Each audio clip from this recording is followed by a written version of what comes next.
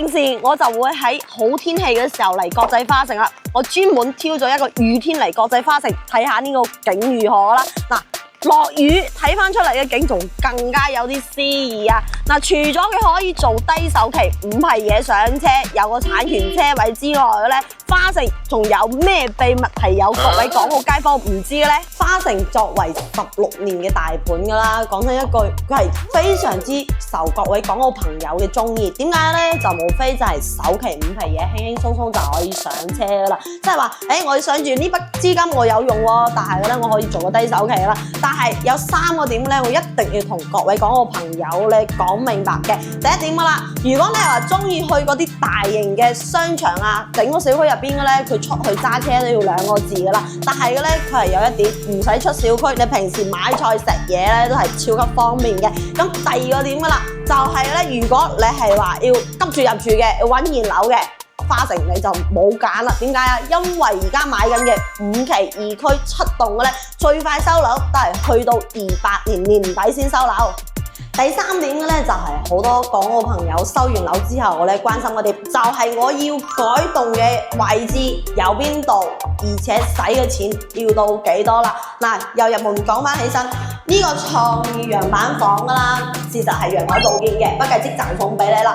呢個窗係要自己使錢出嚟去封呢個窗噶。咁我哋而家喺呢個戶型咧就係89平方嘅3+1戶型啦。呢個戶型咧買得亦係最快最受各位港澳朋友中意嘅，因為咧你話1家3口啊，或者3代同堂都可以居住呢個戶型啊。咁啊，好似我哋廚房啦，講真一句，你話多人嘅廚房就細咗啲噶啦。如果係話你1家3口用呢個廚房就啱夠啦。咁你睇到嘅咧都係交樓標準嚟嘅，而且咧最重要嘅一點，呢度嘅交通如何嘅咧？嗱，佢呢度咧係有直通巴士，直接翻到香港荃灣尖沙咀啊。對於我哋澳門嘅街坊咧都 OK 冇問題，佢呢度咧係有快巴士係翻到我哋嘅拱北關口噶，自己揸車大約係5個字係翻到我哋港珠澳大橋啦。嗱，你睇翻出嚟啦，呢個89平方呢個陽台夠晒大噶，而且係計1半嘅面積噶啦。你睇翻啦，300畝嘅湖景，你退休翻嚟養老之後咧，你話食完飯之後啦，你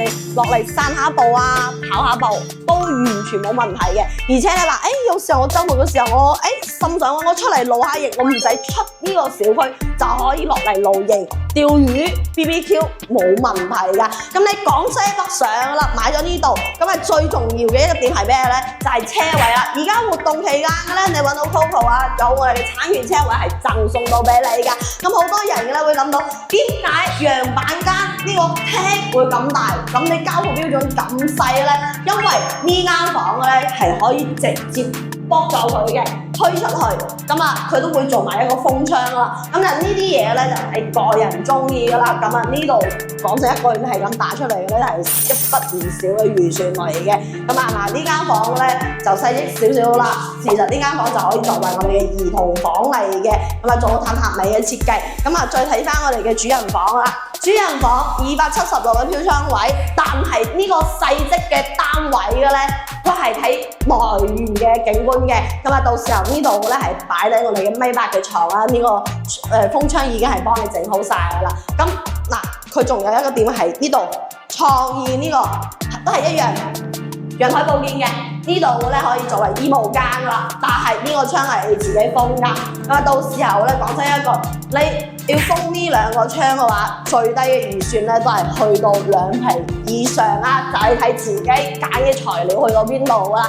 咁我哋嘅89平方總價咧就去到我哋嘅106萬起啦。咁你首期俾個低首期係5皮嘢啦，月供咧都係去到3800左右噶。嗱，各位港澳朋友，講真一句，花城呢個小區咧，翻嚟退休養老非常舒服，而且唔使出小區係可以滿足得到你嘅日常需求嘅。